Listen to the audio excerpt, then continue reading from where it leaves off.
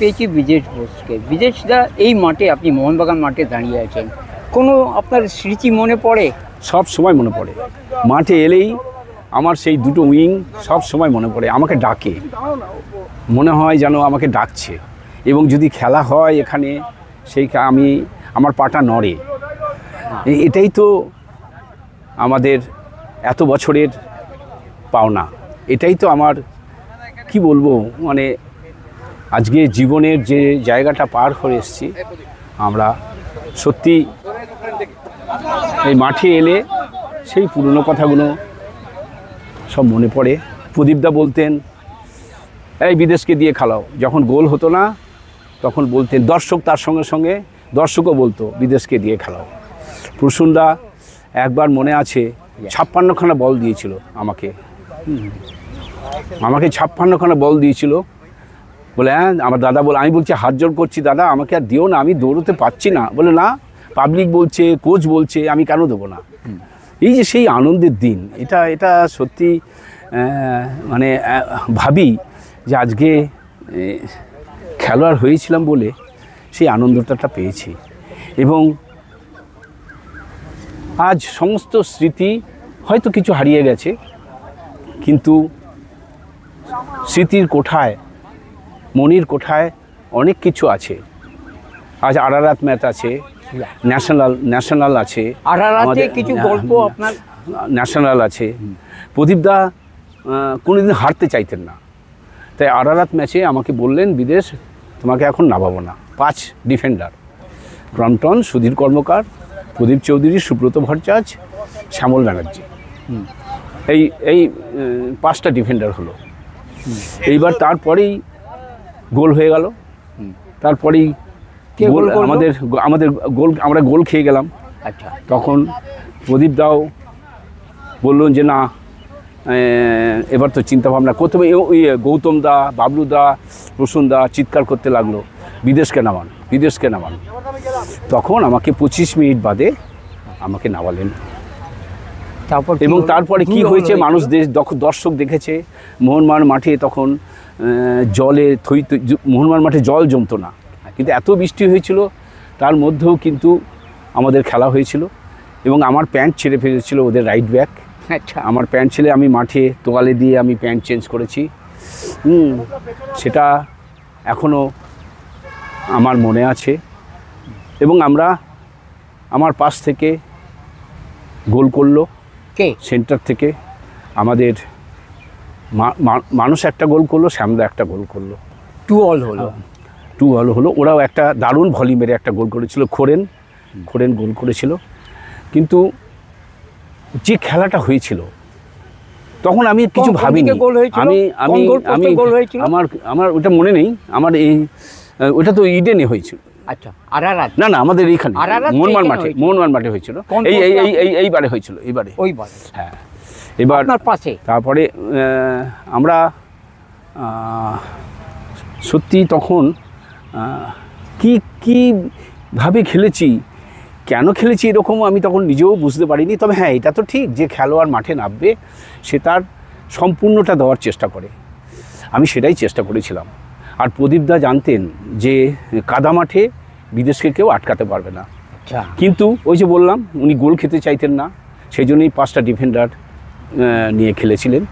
কিন্তু পরে দেখলাম যে এক ডিফেন্ডারগুলো দেখলেন উনি যে গায়ে চলে আসছে, এবং রাইট ব্যাকটা সব সময় উঠছে, সেই জন্যই প্রদীপদা বললেন যে না, এখন আর বিদেশকে না নামালে হবে না, এখন বিদেশকে নামাও।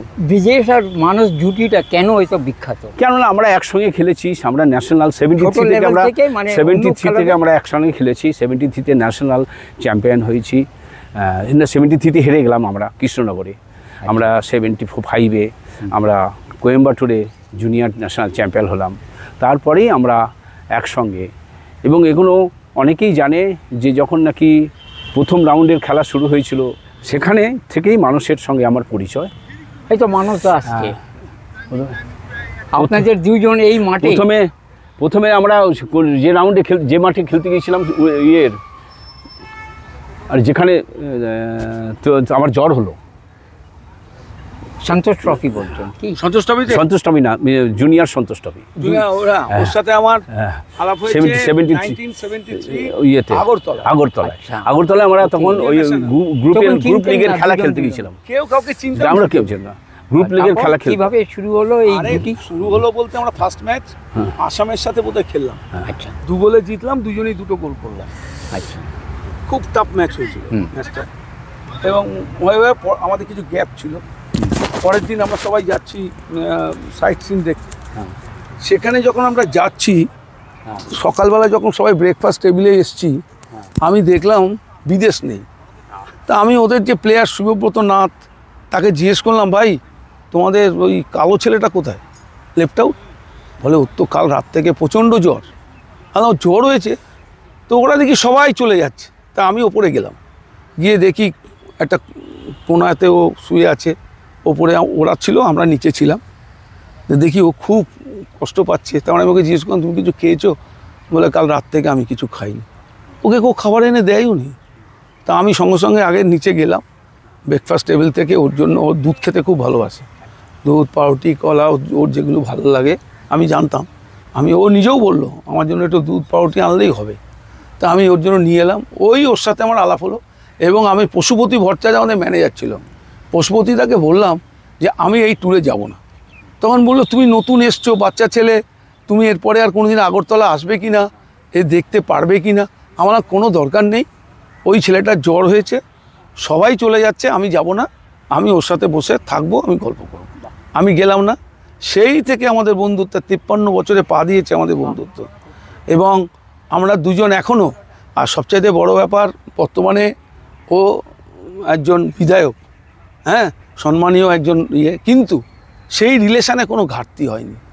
মানুষ বিদেশ যে জায়গায় 73-এ ছিল, মানুষ বিদেশ 2025-এ ঠিক সেই জায়গাতেই আছে। এবং এই মাঠে দাঁড়িয়ে আছেন, এই মাঠে কোনো সেরা ম্যাচ? না, এই মাঠে আমরা দুজনে অনেক ভালো ম্যাচ খেলেছি।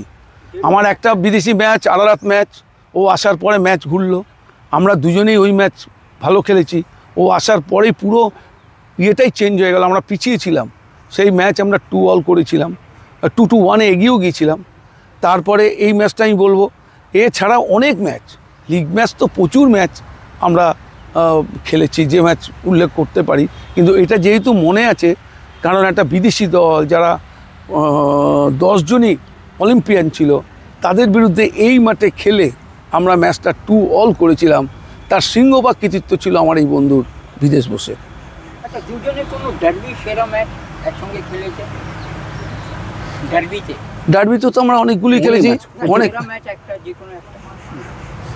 আমরা বলছি যেটা তুই কোল করলি, ডুরান্ডে ওই ম্যাচটা ওর ম্যাচে আমরা, ওর গোলে আমরা জিতলাম।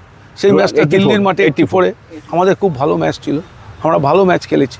এই মাঠেও আমরা 79 ইস্টবেঙ্গলের এসে দুজনে খুব ভালো ফুটবল খেলেছি। হ্যাঁ, এই মাঠে আমাদের অনেক ভালো ম্যাচ। ফ্ল্যাগ নেমে গেছে, ম্যাচ ড্র যাচ্ছে, সেই ম্যাচ আমরা জিতিয়ে নিয়ে চলে গেছি, একের পর এক গোল করে এই দুজনে। একটা কি পাত্তি জানো, এখনও যেখানেই যাই, ও যেখানে যায়, আমি যেখানে যাই, হয়তো অনেক সময় আলাদা আলাদা যাই, তো একটা কথা বলে, মানুষদা কেমন আছে? ঠিক, আমাদের ওকেও জিজ্ঞেস করে, আমাকেও জিজ্ঞেস করে। আসলে ও বিধায়ক হয়ে যাওয়ার পরে তো আমরা একসাথেই সব জায়গায় যেতাম। বিধায়ক হবার আগে, বিধায়ক হবার পর ওর তো শিডিউল পাল্টে গেছে, এটা তো ঠিক। ওর যে কাজ, ও সারাক্ষণ কাজ করে, ওর উলুবেড়িয়া পূর্বতে সারাক্ষণ সময় দেয়। এত সময় ও রিফিউজি হ্যান্ডিক্রাফটসকেও দিতে পারে না, যেখানকার ও ভাইস চেয়ারম্যান। কিন্তু ও এখন ওর জায়গাতে, যেদিন থেকে ও বিধায়ক হয়েছে, ও কিন্তু ওর পুরোটাই তাদের জন্য দিয়েছে।